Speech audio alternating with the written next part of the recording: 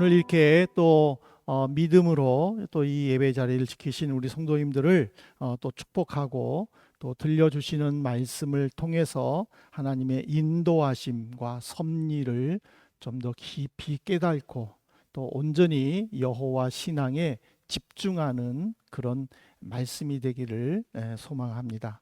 우리가 이렇게 제가 계속 이렇게 성경 읽읍시다라고 성경 읽기를 강조하고 있는데 사실 성경을 읽다 보면은 이해되지 않는 부분들이 참 많이 있습니다. 한글로 된 성경을 한글을 잘 알고 있는 내가 읽는데 왜 이해가 안 될까?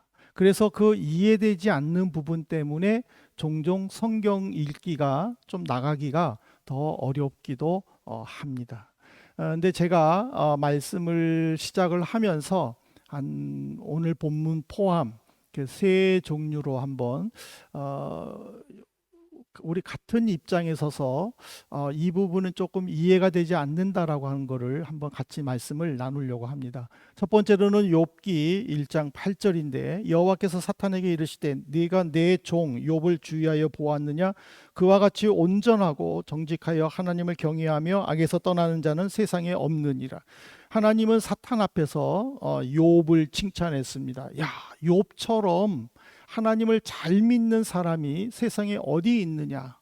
그러니까는 사탄이 그 말을 인정하지 않고 만일 하나님께서 욥을 책망하시거나 징계하시거나 심판하시면 그는 즉시 하나님을 원망할 것입니다 라고 도발을 합니다. 도전을 하죠. 그러니까는 하나님은 이 사탄하고 욥을 가운데 두고 두 번이나 시험을 합니다. 어떻게 하나님을 열심히 믿는, 하나님을 신실하게 믿으면서 자기 자녀까지 하나님을 믿도록 하는 그 욥을 하나님은 시험하셨을까? 근데 이게 이해가 되지 않는데 또 이해가 더 안 되는 부분은요. 야고보서 1장 13절이에요. 이 말씀을 한번 여러분들 잘 보시기 바랍니다. 사람이 시험을 받을 때에 내가 하나님께 시험을 받는다 하지 말지니 하나님은 악에게 시험을 받지도 아니하시고 친히 아무도 시험하지 아니하시느니라. 하나님은 시험을 하지 않는 분이다라고 이야기를 합니다. 그러면 왜 하나님은 욥에게 심판을 하셨을까? 물론 사탄이 욥을 심판을 했지만은 결국에는 그 심판을 허락하시는 분은 하나님이에요. 근데 하나님은 심판을 안 하신다고? 근데 욥은 왜 심판을 받았지? 이해가 안 돼요. 그런데 우리나라 성경에는 모두 다 이게 시험으로 되어 있지만은 헬라어 원문에는 시험을 뜻하는 테스트와 유혹을 뜻하는 템프테이션이 구분되어 있어요. 우리나라는 시험, 유혹 이렇게 따로 쓰지 않고 시험으로 다 써 있는데 헬라어에는 테스트와 템프테이션으로 구분되어 있어서 사람이 시험 받을 때의 템프테이션, 시험 받을 때에 하나님께 시험 받는다 하지 말라 템프테이션. 하나님은 악에게 시험 받지 아니하시고 친히 아무도 시험하지 않는다. 하나님께서는 우리를 테스트는 할 수 있지만은 우리를 유혹하여서 죄의 자리에 빠지지 않게 한다는 것. 그래서 야고보는요. 하나님은 죄를 창조하지 않았기 때문에 죄를 모르시고 유혹을 전혀 모르신다. 단지 사람의 내적에 숨겨져 있는 감정과 욕망으로 인해서 죄가 임한다라고 이야기를 합니다.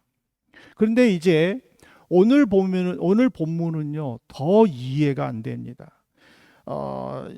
열왕기하 18장은 히스기야가 유다 왕 13번째 왕이 됐죠. 그는 왕이 되자마자 성전을 수리했습니다. 그리고 북쪽 이스라엘 백성까지 초대해 가지고 유대인들에게는 굉장히 중요한 유월절 절기 행사를 지킵니다. 무엇보다 히스기야는요 그 어느 누구도 하지 못했던 유다 전역에 있는 산당들을 모두 부십니다. 모두 부수고 산당 제사를 다 폐지해 버렸습니다. 그리고 나서 어떤 결과가 일어났느냐? 역대하 32장 1절 보십시오. 이 모든 충성된 일을 한 후에 아수르 왕 사네립이 유다에 들어와서 견고한 성읍들을 향하여 진을 치고 쳐서 점령하고자 한지라. 이 충성된 일이라는 것은 뭐냐면 하나님께 유월절을 지키고 예루살렘 성전을 보수하고 그리고 또 산당을 모두 부수고 산당 제사를 폐지하고 온전히 하나님만 경배하는 그 일, 그것이 바로 충성스러운 일이라고 하나님은 인정하셨어요. 그럼에도 불구하고 인정하셨음에도 불구하고 아수르가 예루살렘을 치려고 진을 쳤다라고 되어 있어요. 착한 일을 하면 상이 있다라는 것은 어린아이도 알아요. 그런데 히스기야는 상은커녕 하나님으로부터 지금 심판을 받기 일보 직전에 있다라는 사실이에요. 그럼 어느 누가 이런 상황에서 하나님을 진심으로 믿을 수 있겠느냐 이 말입니다. 근데 여기서 우리가 한 가지 놀랍게 인정해야 되는 사실은요, 이해가 되지 않는 상황 속에서 히스기야는요 침묵했다라는 사실입니다. 고통 속에서도 흔들리지 않았다라는 거예요. 이해할 수 없는 상황 속에서 그는 오로지 하나님만 바라보는 일반 사람으로서는 이해하기 어려운 모습을 히스기야는 보였다라는 사실이에요. 그래서 저는 이 시간에 우리에게도 얼마든지 이해할 수 없는 상황이 올 수도 있고 또 겪을 수도 있는데, 그럴 때에 히스기야를 통해서 우리가 어떤 삶을 살아야 되는가를 세 가지로 살펴보려고 합니다. 첫 번째로는 하나님 앞에서 침묵하셔야 됩니다. 히스기야는 우상으로 가득한 예루살렘 성전을 청소를 했어요. 그리고 유대인들에게는요 굉장히 중요한 절기는 유월절이에요. 이 유월절 절기만큼만은 절대 잊어서는 안 되는 절기예요.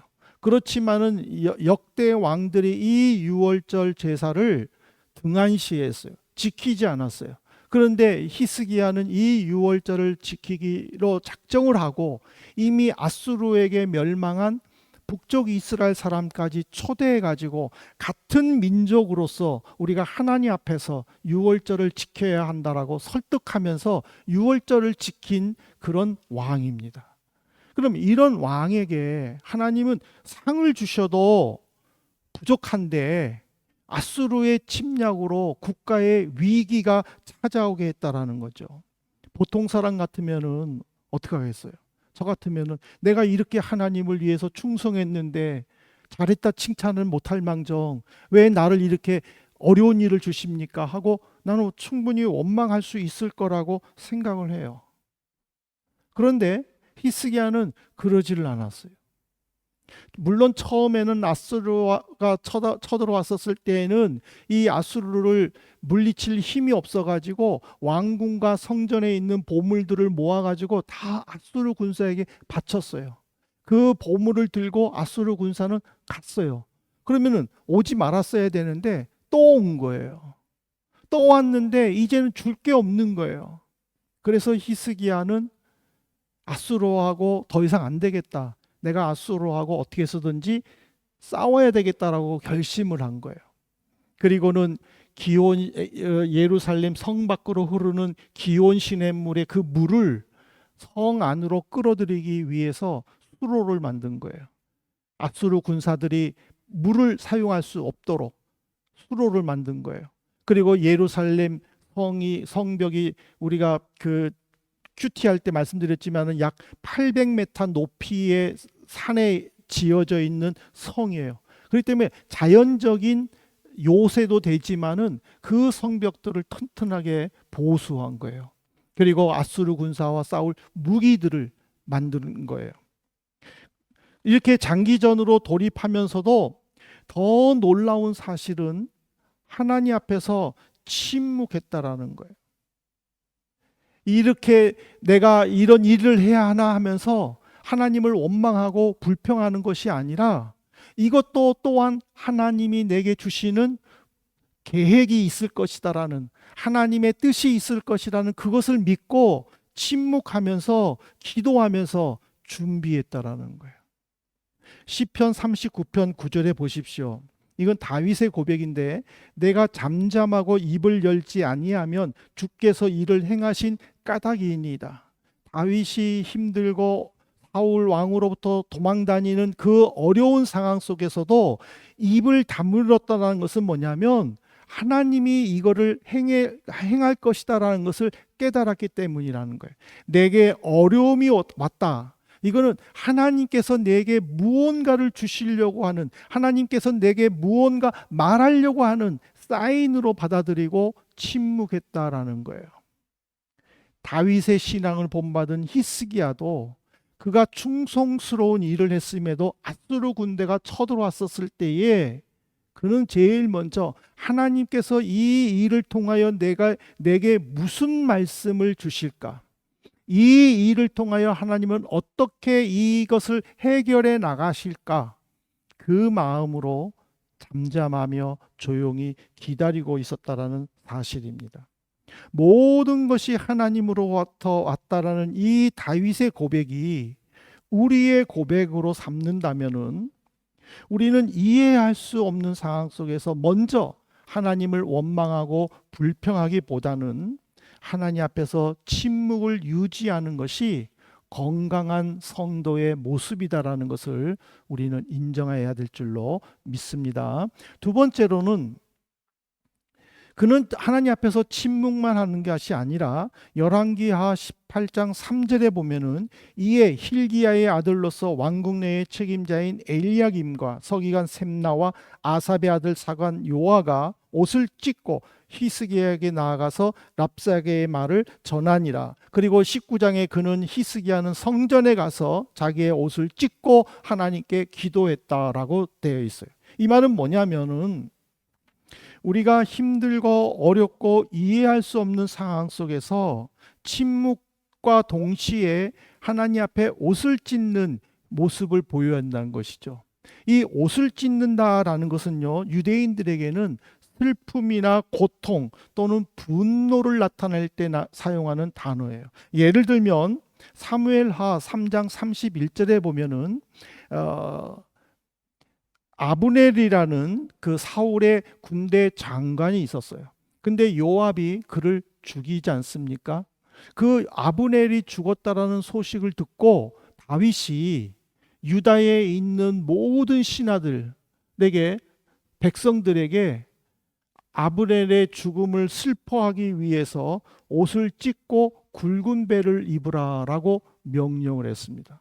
그리고 그도 아브넬의 시체 뒤에 따라가면서 자기도 굵은 배를 입고 슬픔의 눈물을 흘렸다라는 사실이에요.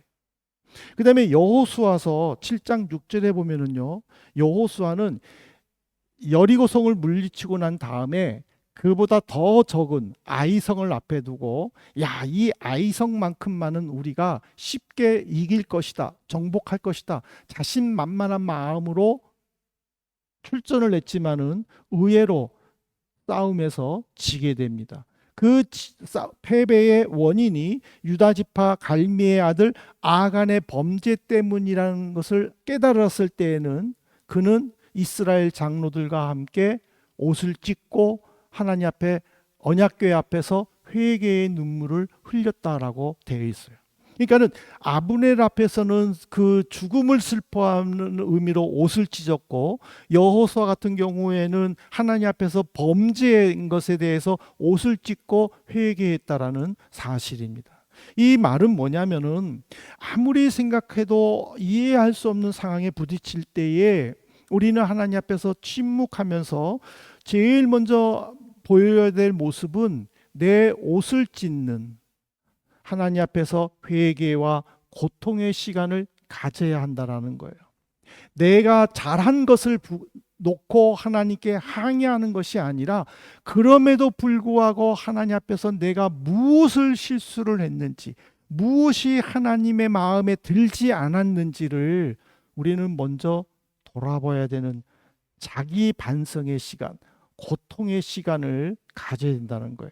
우리는 무언가를 이루면은 그 이룬 것에 대해서 기뻐하고 만족하고 역시 내가 막 이런 마음을 가져요. 그렇지만은 그 역시 내가 하는 그 생각과 행동이 정말 하나님 마음에 맞는 것인지 하나님이 기뻐하지 않는 것인지를 우리는 먼저 깨달아야 된다는 사실이에요. 그래서 히스기야는 여호와 성전 앞에서 옷을 찢으면서 눈물로 기도한 것은 내가 이런 일을 했습니다가 아니라 그럼에도 불구하고 하나님 내가 하나님 보시기에 내게 부족한 것이 무엇입니까? 라고 하나님 앞에서 반성의 시간을 가졌다라는 사실입니다. 이런 모습 속에서 역대하 32장 20절에 보면은 역대하 저자는 히스기야의 모습에 이렇게 평가를 합니다. 이러므로 히스기야 왕이 아모스의 아들 선지자 이사야와 더불어 하늘을 향하여 부르짖어 기도하였더니, 오늘 우리가 어떤 어렵고 이해할 수 없는 상황에 부딪혔을 때에 정말 내가 영적 지도자로서 그 지도자와 함께 같이 기도하고 같이 기도 제목을 공유하고 이것을 위해 기도해 주십시오라고 시간과 공간과 장소를 떠나서 함께 마음을 모아 기도할 마음의 준비가 되어 있느냐, 이것이 중요한 거예요. 히스기야는 왕으로서 얼마든지 자기가 할 수 있는 일을 할 수 있음에도 불구하고 선지자 이사야에게 부탁했다라는 거예요. 하나님께 기도해 달라고.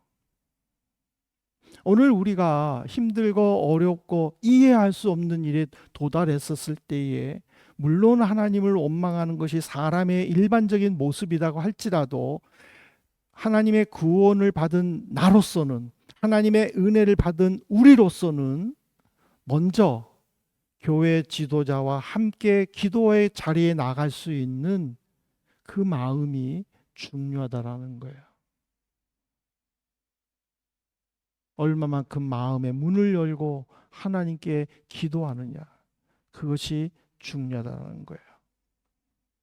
근데 이해할 수 없는 상황 속에서도 기도도 중요하지만은, 그러나 마지막으로 우리가 잊지 말아야 할 것은 뭐냐면 대책을 세워야 한다라는 거예요.